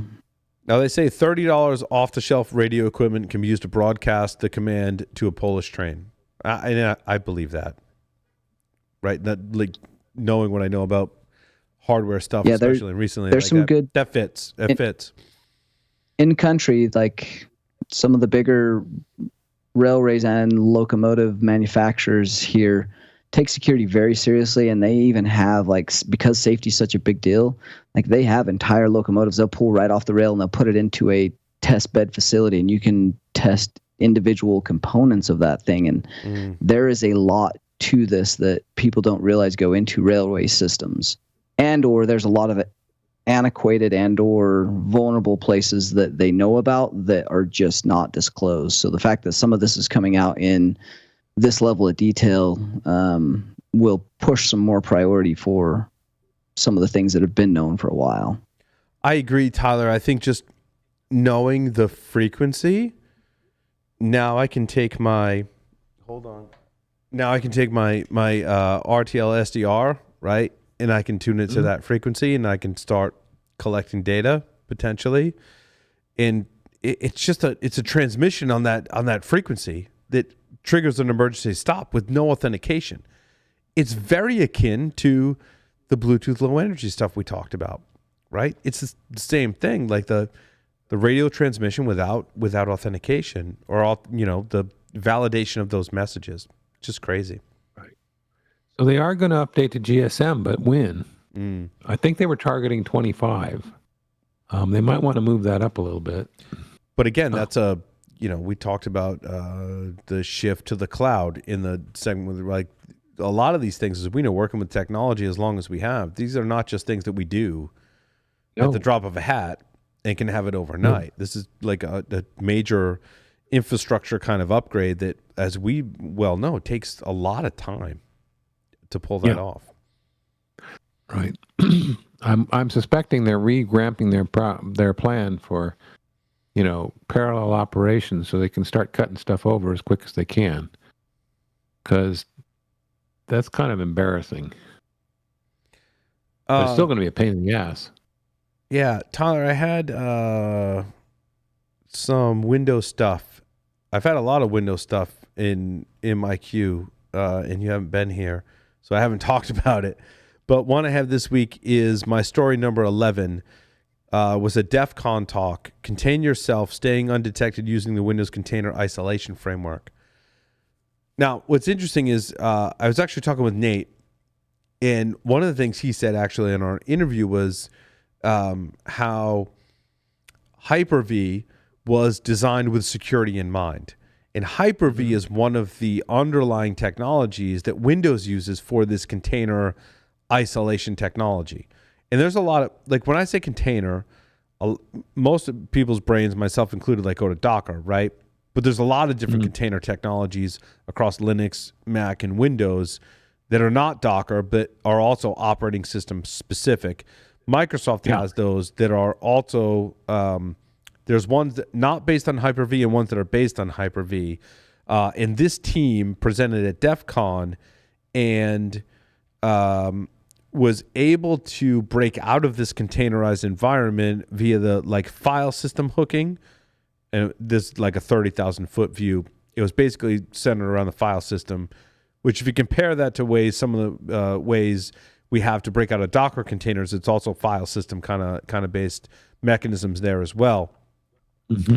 Microsoft has said that in response to this, that it's been determined to be a malware detection evasion technique and not a security vulnerability that would be serviced in a security update. I'm not close to the technical details to be able to argue with Microsoft on this point. However, it could be a case that the communication between researchers and Microsoft just hasn't been fully fleshed out. Our conversation with Jared DeMott fully highlighted this scenario where he's like, sometimes we just don't fully understand it. We haven't, he's like, he's not showing blame, right? I'm not blaming anyone in this thing, but it's basically poor communications that is going, Microsoft's, hey, we're not going to fix it. And security researchers are like, well, this is a huge problem. You should fix it. And in every case, Microsoft isn't correct and the security researchers are correct. It depends on the case. And it could be just they haven't had the right amount of communications. I don't know where we fall in this kind of container breakout thing. Tyler, I don't know if you've seen this research. It was the container breakout's a big deal in Windows, especially if it's the Hyper-V container, because then you're not necessarily talking about containers in a traditional manner. When we talk about containers on Windows with Hyper-V and not a VM, right? We're talking about kernel level access to, say, things like processes or different namespaces or resources provided on the system that the system level architecture from the kernel and the API calls or syscalls, those are protected. Things like, Lsas protection leverages these things all the way down to the hardware level using the TPM. So when we're talking about the ability to traverse and break out of a separation container within inside of Windows that has kernel level access, now we're talking about traversing a security barrier that has real implications all the way down to being able to read or overwrite files at the system level, or read memory that's protected that may have credentials in it or keys, or be able to call syscalls indirectly or directly that could load or function to load ransomware, driver, malware, any of those things, because that's the technology that's relied on for the interprocess communication and the protection of some of those pieces. So this was that's a pretty big deal. Yeah, it was file system protection. So they state there's two different isolation modes in Windows. Process isolation mode, also referred to as Windows Server Containers. Then there's Hyper-V isolation. Type 1 and Type 2. Okay. Hyper-V isolation mode, referred to as Hyper-V containers. They say in both cases there should be efficient file system separation and each container should be able to access system files and write changes that will not affect the host.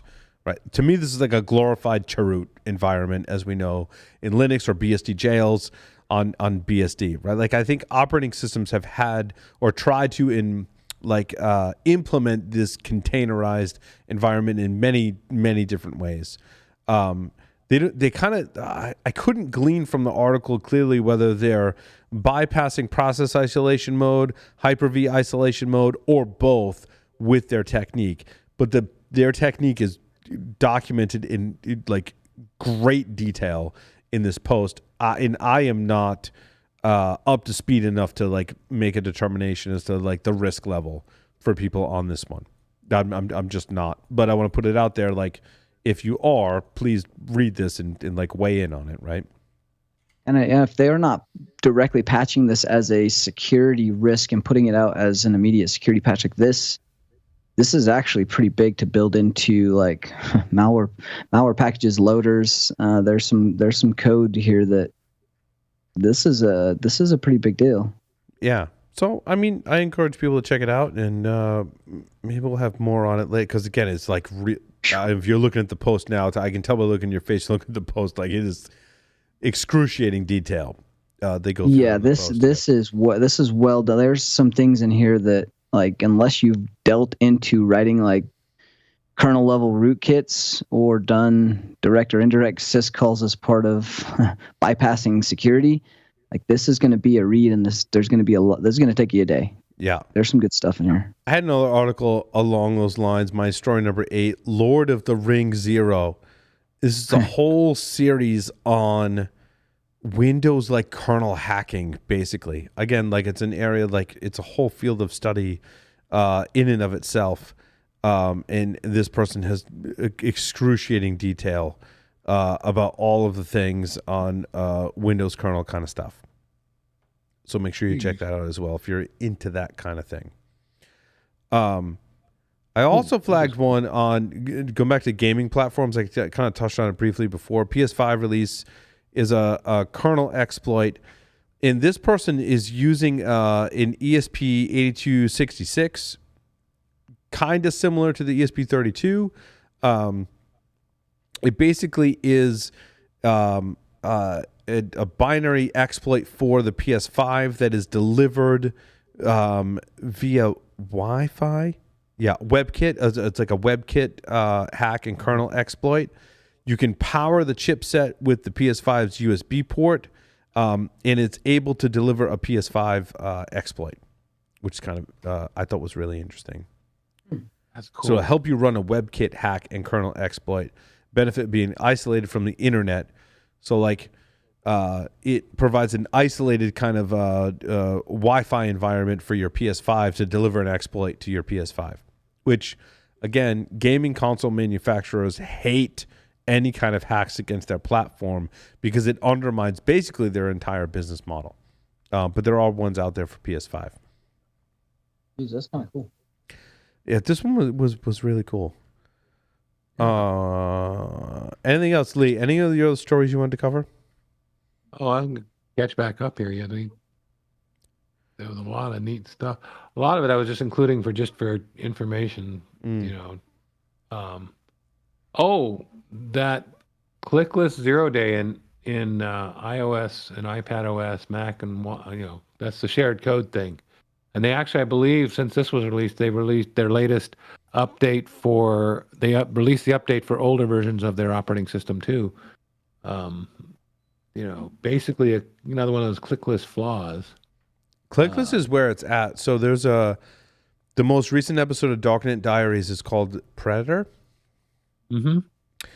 What I didn't realize, like, I kind of had tunnel vision in thinking that NSO Group's Pegasus was like the thing, right? Like if you're a nation state and you want you're a regime that wants to spy on your journalists in your country, you go to NSO Group and you get Pegasus, and that's how you do it. What I didn't realize, but really interesting, which ties into this clickless malware story, Lee, is that there are other companies that have created similar kinds of spyware, if you will, that you can buy that are very akin, similar in form and functionality to what NSO Group produces. They have a conference. There's like a I want to spy on people conference somewhere. I forget where it is, which country that it's in. But they kind of chronicle this Israeli entrepreneur who decided, like, unlike NSO Group, basically the decision is like, if you're an Israeli citizen, right, you serve in the military, you create a company in Israel, if you create software that allows you to spy on people, you share that with the government of Israel, right? Fair enough. I mean, the ethics aside, like, I get how all this stuff works. But this person was like, I'm going to set up a corporate office in Greece, right? And we also did in one of the like islands off of Greece. What is that called? Crete? What is it? It's not Crete. It's one of the what is it? I can't think of it. This.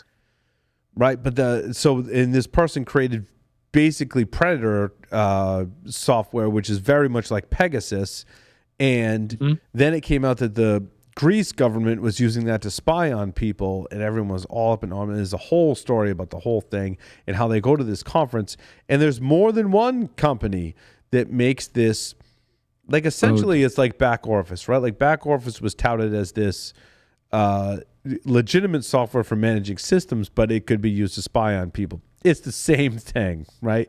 And like the holy grail is if you can have a zero-click exploit. I just need to deliver a text message or some kind of communication to a phone before I can spy on this person, kind of thing.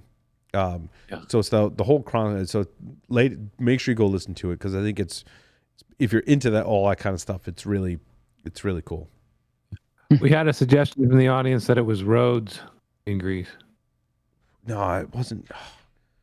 It wasn't Rhodes, but he was the whole. But it's a whole story. Like it's a whole story of the, set up company here, and then he gets arrested. The warrant's out for his arrest, kind of thing. But he's like, I'll sell the software to you, and then I'm going to disband that company, and I don't get caught, but I'm going to sell it to the country of Greece. Like, it's all kinds of shady business that's happening in this spyware kind of realm. Yeah. So while I was looking around, I came across this story that apparently Apple is going with intuitive AI, not generative AI. And I was trying to figure out, I mean, we're pretty familiar with generative AI and the large language model. I'm wondering what the difference will be in intuitive AI. I mean, the things they're trying to do is like transcribing voicemail, blah, blah, blah. But I'm trying to think, is it really all that different with what everybody's putting behind their AI engines? I mean, I'm sure autocorrect will still screw up. Yeah, but there's so much security research centered around AI and LLMs today. And sneak preview, coming up on the show, we've got some experts in this field that will be joining us on the show. There are folks that are working on discovering exploits in LLMs. There are researchers that are working on how do we secure against prompt injection, and folks getting around jailbreaking. So, like, convincing the AI that it should do something that it deems unethical, but doing it. Like, I want to get an LLM to create malware for me. Well, ChatGPT says, well, no, you can't do that. But how do you get around that? And then how do you access other models that are like, happily, like Fraud GPT and Worm GPT? Yeah, Worm GPT creates malware. Right. So there's two guests that I've spoken with already. Black Mamba from the guys over at Hyas. Is that another one? And Jeff Sims is a beast. He's got so much research around building evil LLMs and bringing awareness around the ability to make polymorphic, self-healing malware that can replicate based off of LLMs that he's built. It's phenomenal work. Yeah, we've got a couple of guests. Hyas.com. We've got a couple of guests coming up that that I've spoken with already that are are going to come on the show and talk about that. So I'm excited about that. My story on that was, this is like a why didn't I think of this thing? Like we've talked about honeypots since the beginning of time. Like all of us have read The Cuckoo's Egg. Like if you haven't read The Cuckoo's Egg by Clifford Stahl, is the quintessential like honeypot kind of style, trapping the attackers kind of thing. But what if we could use all this new AI-based technology to create a honeypot for attack? I'm like, oh, like that's a natural. I mean, our friends from Armenia have kind of been they've built the high fidelity, high interaction honeypot that continues and expands dynamically. Now, I'm hoping that they've been working on this LLM for making that high interaction, high fidelity more believable and or sure, it's a natural getting more TTPs for feeding. Yeah, absolutely. We had Antronig on the show last week or the week before, a couple of weeks ago. I know. I cannot believe I missed that one. So sad. Yeah, it was an awesome incident response, segment for sure. But yeah, like I'm like, oh, like this is why didn't I think of that? Like, of course you would apply this AI technology to a honeypot, right? Mm-hmm. I need to get better at prompt engineering. It's interesting. Like I feel like I know how to talk to computers because we've all interacted with computers and they take everything very literally. And I'm like, no, I didn't want that. Like I wanted this, and I have to tell you exactly what I want because you're a computer kind of thing. So I think prompt engineering is a thing, and I think we're all trying to use it to help our day jobs, and it largely kind of falls short of the mark, right? Like I use it to seed some of my blog posts, like give me some ideas on this topic, and then I just rewrite everything, right? Yeah. That's kind of how I'm using it. Again, it is still, for the most part, it is still the intern that does not know what to do without some very, very good detailed instructions. And then by the time you do it, it could have just been done. Yeah. And it's more, again, I'm using it just to generate ideas. Like if you read one of my articles, you wouldn't go, oh, that's generated by ChatGPT. I'm like, that's how it started. And then I rewrote everything, and it basically just gave me some ideas. And that's useful, but not as useful as it could be for many things.